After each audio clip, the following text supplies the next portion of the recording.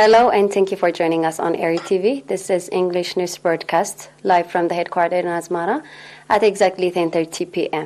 First, the top stars.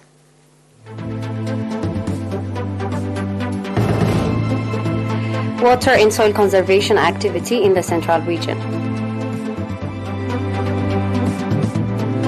Training provided to artists in the central region.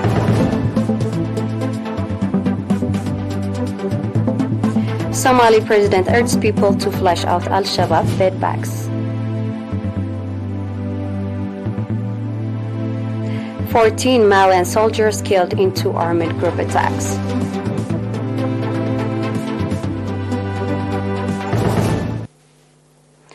In our local news, the Agriculture and Land Department at the Central Region reported that reinforced efforts will be carried out in water and soil conservation activities with strong participation of the public, administrations, ministries, as well as members of the Defense Force and national associations. According to Engineer Mesfun Berhane, representative of the department, in 2022, praiseworthy construction and renovation of terraces, water diversion schemes and microdams, as well as forestation activities have been carried out at the subzones of Sarajaka, Berrikh and Galanefhi. Engineer Mesfun went on to say that 1,666 hectares of terraces have been constructed and 6,644 hectares of terraces have been renovated. Engineer Mesfun further noted that in my Dimenet area, 440 hectares of terraces have been constructed, 218 hectares of terraces have been renovated, 4,203 meter cube of water diversion schemes have been constructed, and over 345,000 tree seedlings have been planted. Engineer Mesfun also said that construction and renovation of terraces and water diversion schemes, construction of dams in Addike and Ad Hawasha, feasibility study for construction of the dam in Arneshi, as well as research on irrigation farming through solar energy system in 3 villages are among activities for 2023.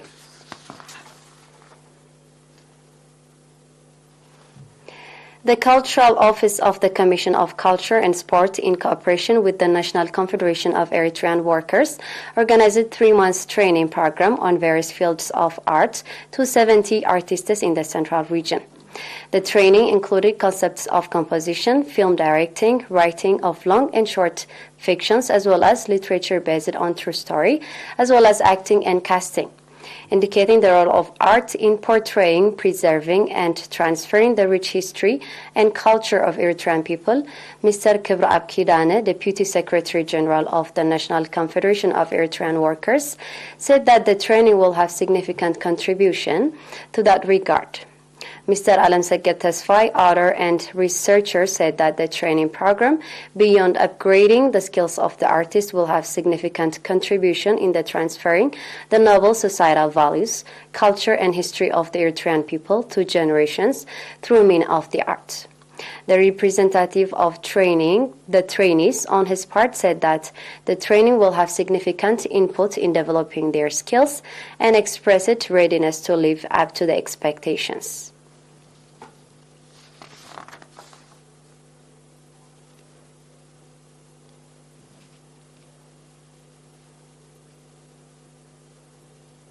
The residents of Asmat subzone reported that the microcredits and saving program is significantly contributing in improving their livelihoods.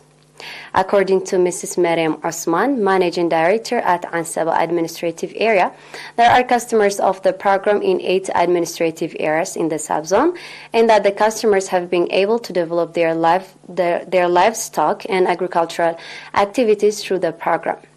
Mr. Nebiyu Mulugeta, head of program in the subzone, on his part, said that in 2022, over 7,003,000 Nafa loan has been distributed to 1,090 customers, including 102 females.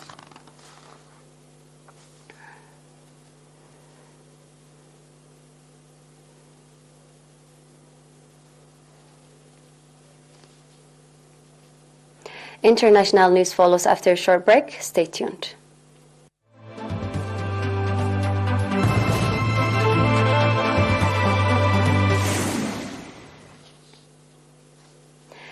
Somali's President Hassan Sheikh Mohamud called on Thursday ordinary people to help flush out members of the Al-Shabaab Hijaites group that described it as bedbugs.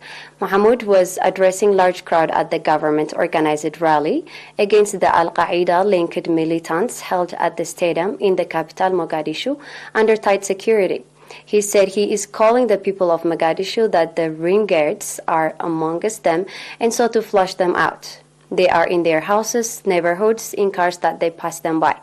Al-Shabaab has been waging a bloody insurgents against the frail internationally backed central government for 15 years, carrying out attacks both in Somalia and neighboring countries which sent troops to help in the fight against the militants. The president declared all-out war against Islamist fighters shortly after he came to office in May last year.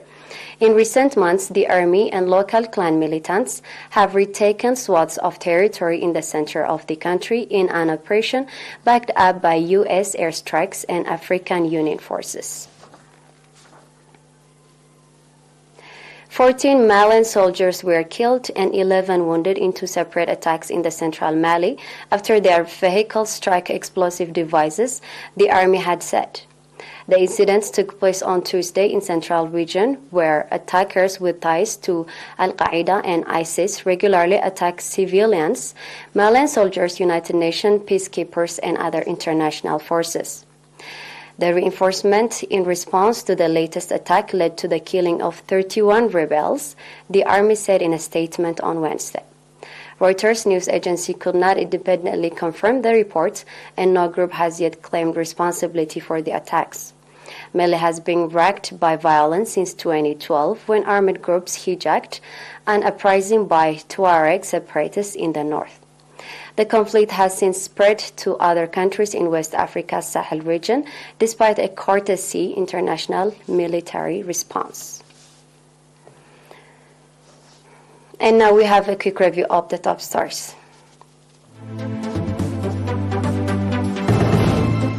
Water and soil conservation activities in the central region. Trainings provided to artists in the central region. Somali president urges people to flush out Al-Shabaab.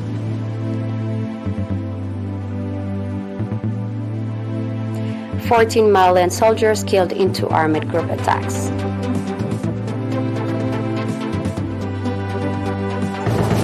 It was me, Salim Brahana, with the news for tonight. Thank you for being with us.